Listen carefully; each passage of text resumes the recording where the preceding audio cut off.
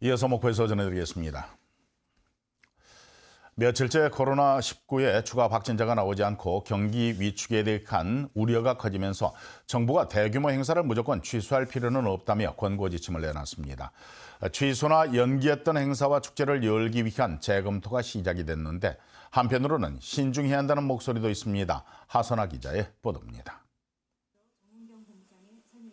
중앙방역대책본부는 오늘도 코로나19 확진 환자가 총 28명에서 더 이상 늘지 않았다고 발표했습니다. 지난 10일 중국인 여성이 28번째로 확진 판정을 받은 이후 나흘째 국내 추가 확진자는 없는 상태입니다. 광주 전남 지역도 지난 6일 세 번째 확진을 끝으로 8회째 그대로입니다. 정부는 방역은 철저하게 한다면서도 지나치게 위축될 필요는 없다는 입장입니다. 집단 행사를 연기하거나 취소할 필요성은 없다고 보고 있습니다. 이에 따라 취소했던 광양 매화축제와 해남 땅끝 매화축제는 행사 규모를 축소해 예정대로 다음 달 초 치르는 방안이 검토되고 있습니다. 봄꽃 축제 특성상 저희가 연기할 수 없는 상황이고요. 관광객들이 밀집하는 그런 대형 공연은 하지 않고 이달 초 열기로 했다가 무기한 연기한 광주 남구 칠석 고싸움놀이 축제도 개최 시기를 고민하고 있습니다. 다만 불특정 다수, 특히 노인 등 취약계층이 몰릴 경우 정부 지침을 따르더라도 감염병 확산이 우려된다는 신중론도 있습니다.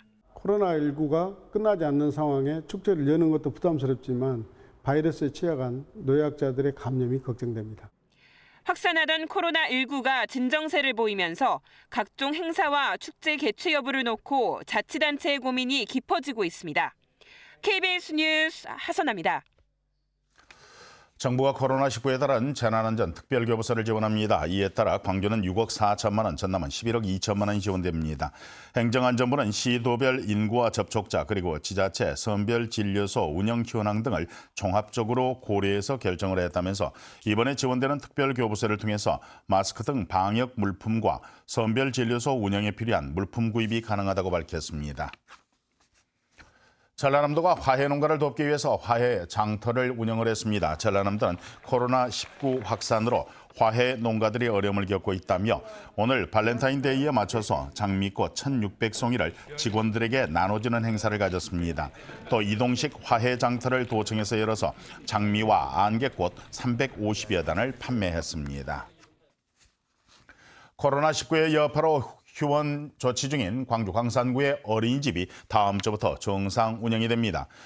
광주시는 코로나19 확산 방지를 위해서 오늘까지 휴원한 광산구 어린이집 400여 군데가 다음 주부터 정상 운영한다고 밝혔습니다.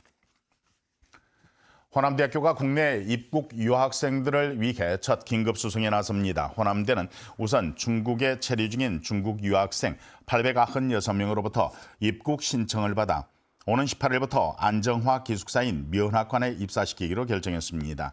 호남대는 18일과 19일 인천국제공항에 전세버스 석 대를 배차해서 유학생들을 수송할 방침입니다.